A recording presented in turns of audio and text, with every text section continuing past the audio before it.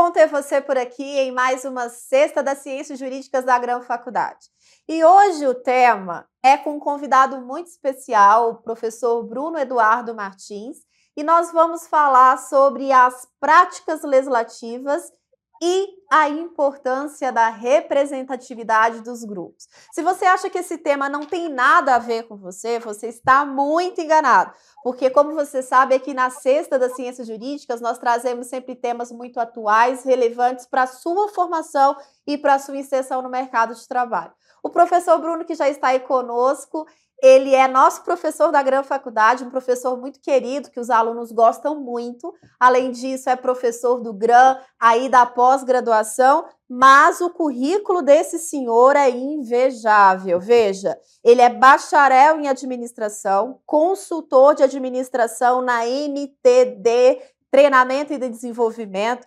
Ele é especialista em gestão de projetos e gestão de processos. Além disso, ele é auditor de governança e gestão no Superior Tribunal Militar, Unidade de Auditoria Interna, e ele também já esteve no Serviço de Plano de Saúde do Superior Tribunal Militar, quando ingressou em 2005, e ele já trabalhou na execução orçamentária financeira. Ou seja, ele é sensacional, uma pessoa muito bacana e, para além disso, um profissional maravilhoso. Mas me conta aqui, Bruno, é importante mesmo a questão da representatividade dos grupos e as práticas legislativas? O que os nossos alunos têm a ver com isso? Cara, tudo a ver. Eu diria assim, com a diversidade que nós temos hoje, tudo a ver, e principalmente essa representação, que, na minha opinião, ainda é muito fraca, se a gente for comparar, e a representatividade no próprio Congresso. Então a gente tem que pegar isso desde a escola, quando tem lá o representante de classe. Se você for parar para analisar essa cultura que a gente tem na escola, representante de classe representa aquela classe. Então, quando você vai lá defender os interesses dos colegas, dos alunos, você está representando o todo. Mas se a gente for parar para pensar, esse exemplo de representante de classe, uma classe, uma sala de aula, vamos supor, uns 50 alunos, não sei como é que seria a quantidade hoje, mas uma sala de aula, ela vai ter diversidade dentro desses 50 alunos. E aí, qual que é o conceito que a gente tem até da democracia, né, quando a gente fala disso? Vamos defender os interesses da maioria e o da minoria. Sim. Entendeu? Então, quando eu falo assim da importância da representatividade de cada grupo, é pensar na minoria. Sim. Não só nesse complexo. Como é que eu posso integrar os interesses da maioria com os da minoria? Porque se a gente for analisar, tem um banco de dados, um painel estatístico do governo, quando a gente começa a filtrar tipo assim, as representações, por exemplo, pessoas do sexo feminino, do sexo masculino, aí a gente pega por raça, das cores, né, branco, preto, pardo, amarelo, aí daqui a pouco a gente tem lá faixa etária. Então, tem vários filtros bem legais.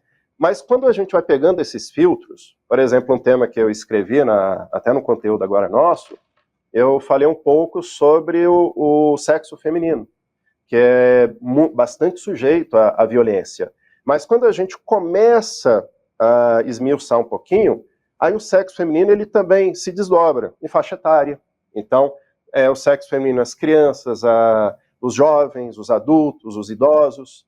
Aí a gente tem a preferência sexual, porque a gente tem o sexo feminino, aí vai ter a preferência, tem o grupo, né, LGBTQI+, que eu ainda me lembro, acho que foi adicionado mais um, mas até onde eu lembro assim, mas acho que tem mais uma letrinha, salvo engano. E aí, o mais, LGBTQIA+. Eu sei que tem o mais, mas eu acho que ainda acrescentaram mais um, porque eu estava fazendo auditoria justamente nesse tema, que foi no ano passado. A gente fazendo a auditoria do judiciário contra o assédio às mulheres e também aos grupos, né, de minorias, tudo.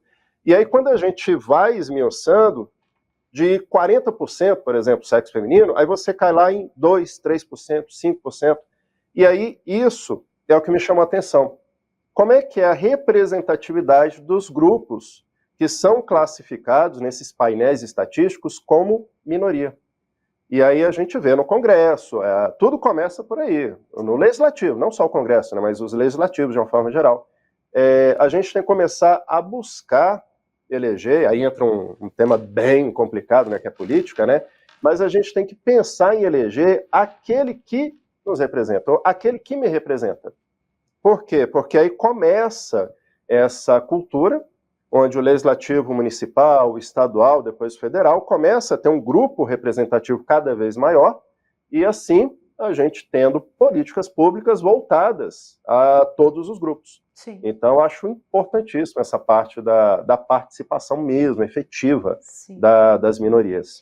Até porque hoje a gente precisa de políticas públicas que prestigiem e que valorizem e respeitem a diversidade e promovam a inclusão, né, Bruno? E eu só consigo promover a diversidade e proporcionar a inclusão se eu considerar aqueles que já estavam à margem das políticas públicas como destinatários hoje efetivos dessas políticas, porque senão muitos grupos eles vão ficar o quê? Totalmente ao léu ali, sem assistência, né, de política pública. Exatamente. Eu estava fazendo uma leitura, não tem nada a ver com política pública, prática legislativa, minoria, tudo, mas eu costumo, tipo assim, imaginar aquilo que eu costumo ler com o que eu ensino normalmente.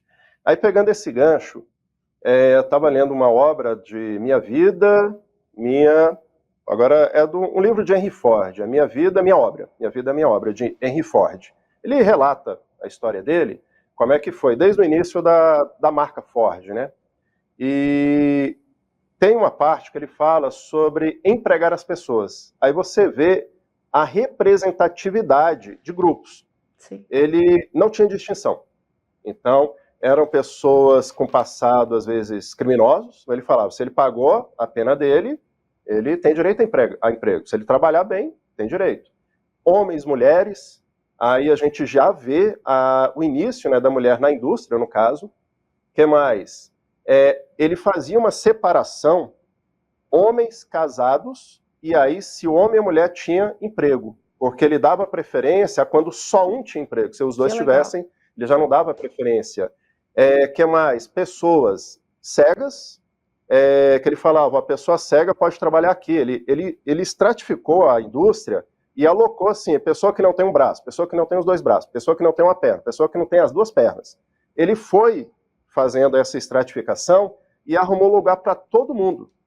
Aí você vê assim, cara, e se eu pego isso e levo para as normas, assim, para a inclusão de uma forma geral, que a gente vê muito isso, né? A minoria não pode, vai ser deficiente aqui, vai ser problemático ali, não vai apresentar produtividade. E aí na política dele, né, na indústria dele, dessa representatividade, que eram as minorias, ele falava, todos têm direito. Todos serão empregados, serão tratados igualmente. Até que o salário não tinha distinção, ganhava conforme produtividade. Aí que me chamou muita atenção, falando sobre o desempenho. Duas pessoas medianas, assim, normais, eu diria braço, perna, olho, tudo funcionando, e aí entrou um cego para fazer o trabalho que esses dois colegas faziam. No final das contas, a pessoa com a cegueira foi mais eficiente que os dois juntos. Então, para você ver, se ele não tivesse esse pensamento de incluir a minoria, a Ford não seria conhecido como a produção massificada, né, que a gente conhece, né, a produção em série e tudo mais. Então você vê o pensamento dele. E ele sempre criticou bastante o governo, né? Então, bem no começo da obra ele critica, que é justamente esse pensamento de não dar oportunidade para todo mundo. Sim. E as minorias, a gente precisa reconhecer tudo, né? Diferenças, particularidades, e alocar todo mundo conforme como é que se diz, o desejo, né? Eu diria. Sim, e isso perpassa pelo capacitismo, e aí quando eu não tenho políticas públicas que vão ressaltar o que faltam, e sim o que aquele grupo pode complementar no outro, a gente tem políticas públicas mais efetivas, né, Bruno? Sim, nossa, as leis, né, as leis elas tornam-se cada vez mais efetivas, né, eu diria. Aí a política é o resultado. Então Perfeito, é bem legal. Bacana. perfeito, Bruno. Um exemplo. Hã? Perfeito, Gostou? tô adorando, tô adorando. Ah, bacana. Uma coisa que eu me recordo da quando eu entrei no serviço público, eu comecei antes na Anatel. Fiquei um mês trabalhando na Anatel. Tinha um colega nosso, cadeirante.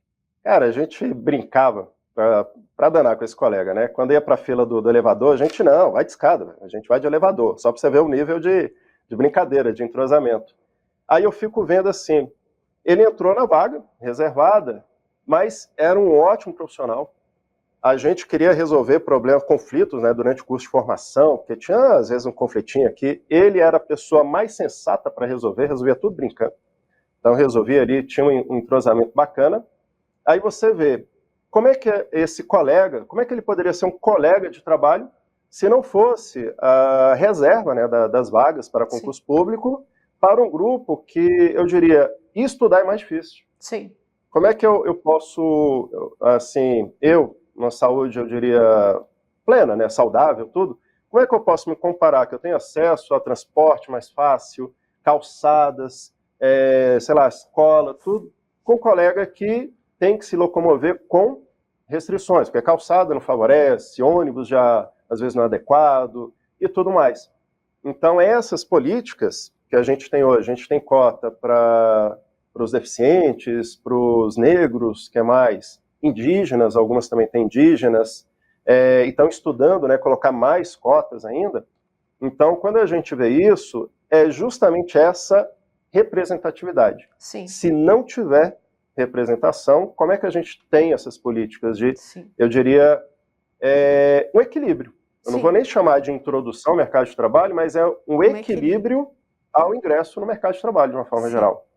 E por isso eu sou tão a favor das ações afirmativas, Bruno, porque, a meu ver, as ações afirmativas, nessa fase de práticas legislativas, é o que promove esse equilíbrio. Sim. E uma coisa, até durante a preparação do conteúdo, a gente vai pesquisando, pesquisando, e tudo começa lá na educação de base. Sim, Então, se a gente tem, desde a educação de base, essa conscientização, que eu acho muito importante, cada vez mais teremos jovens e adultos, né, com essa consciência de que temos que representar os nossos grupos, e temos que dar voz a todos, temos que participar. sim. Porque, às vezes, a participação ainda, eu ainda acho ela mais suave, assim, mais fraca. Eu acho Acanhada. que a gente tem que, como é que se diz? Tem que batalhar mais pela nossa representação. Sim, Se fazer representados, né? sim. Bruno, maravilhoso esse bate-papo. Te agradeço muito pelo seu tempo, por compartilhar conosco tanto conhecimentos. E volto a repetir que é uma alegria ter você aqui na Gran Faculdade conosco. Valeu, obrigado, gente. Agradeço aí mais uma vez. Obrigadão. Tchauzinho, Bruno. E a você que esteve conosco nessa live, muito obrigada pela sua audiência. Deixe a curtida, compartilhe com os amigos e toda sexta vai ter um tema bem interessante aqui para vocês. Até lá!